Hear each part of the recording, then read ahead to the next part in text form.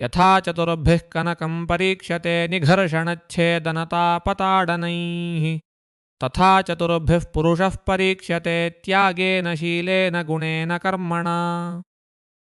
Today we sit with one of the most practical and quietly profound verses in all of Sanskrit wisdom literature. It comes from the Subhashita Ratnabandagara, the great treasure house of jeweled sayings, and it teaches us how to know what is real in gold and in human beings. Listen to the verse first. Yatha chaturbhi kanakam parīkṣyate nigharshana chedana tapa tadanai tatha chaturbhi purusha parīkṣyate tyagena shilena gunena karmana. It means, just as gold is tested in 4 ways, by rubbing, by cutting, by heating, and by hammering, so too is a person tested in 4 ways, by their generosity, by their conduct, by their inner qualities, and by their actions. Let us take the words one at a time. Yatha means just as, and tatha means in the same way. The verse is built as a mirror, one half about metal, one half about human beings. Kanakam is gold, and the word itself is beautiful. It comes from the root kan, meaning to shine, to be desired. Gold is literally that which gleams and is coveted. Parīkṣyate means is tested or is examined, from pari meaning all around and iksh to see. To truly examine something is to see it from every side. And notice, the verb is passive. Gold does not test itself. It is tested. Hold that thought. We will return to it. Now the 4 tests of the Goldsmith. Nigharshana is rubbing, dragging the gold across a black touchstone to see the true color of its streak.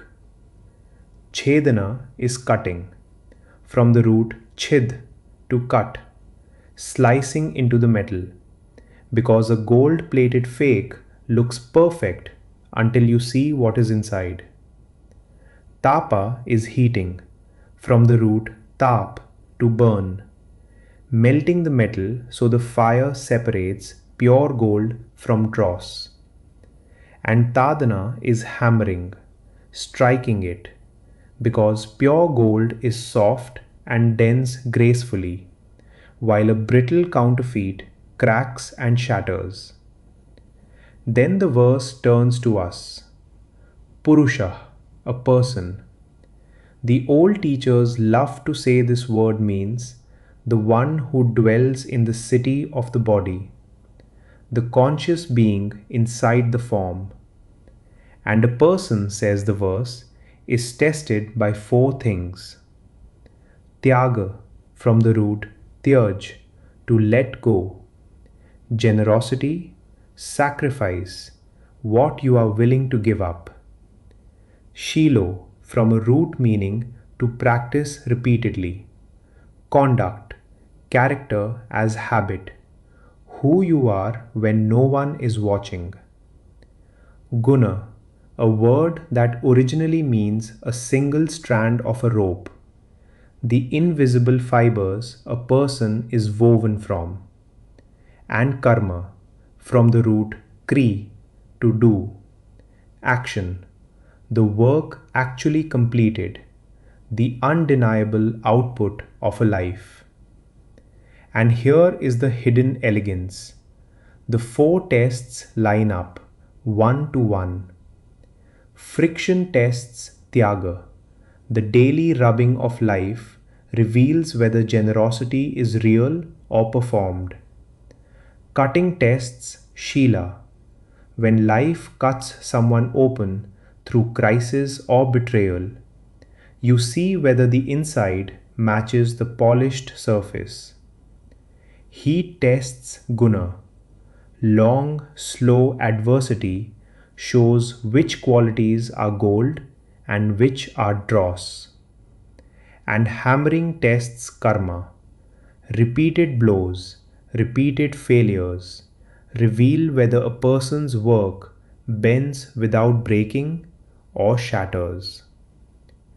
Why was this verse composed? This is Niti, practical wisdom for kings, merchants, and householders. Ancient India ran on gold, and everyone knew the goldsmith's bench, the touchstone, the chisel, the crucible, the hammer. And everyone knew the goldsmith's problem. Counterfeits exist, and they are designed to look exactly like the real thing. The verse takes that familiar problem and asks the more dangerous version of it. How do you know whom to trust? Words like gilding are cheap.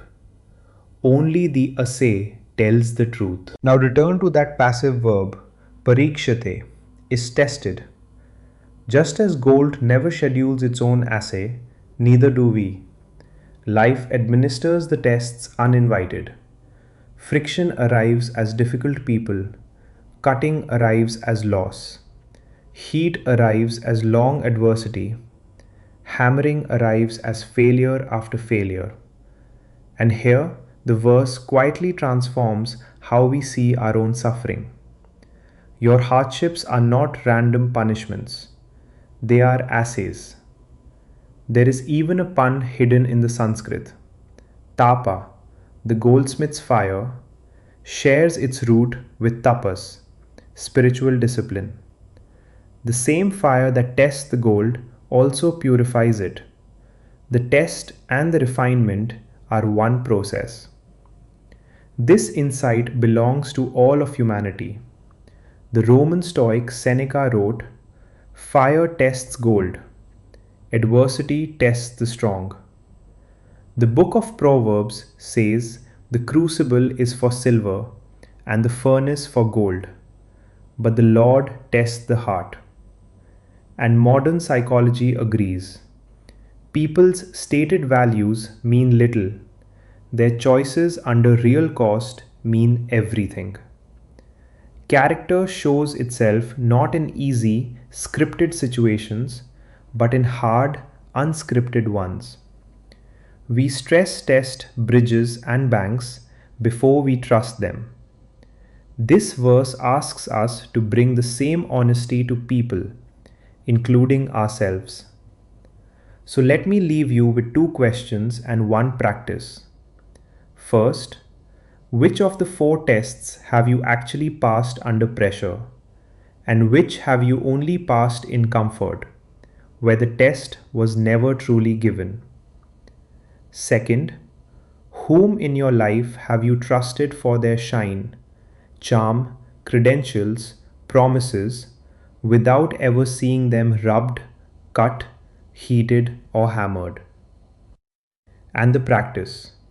Choose one important relationship and yourself and write down real evidence, not impressions, events, under the 4 headings. When did they give up something costly? How do they treat people when nothing is at stake? What quality appeared under real heat? What have they actually finished, not merely announced? Wherever you have no evidence, write untested, and refuse to let untested quietly become trusted.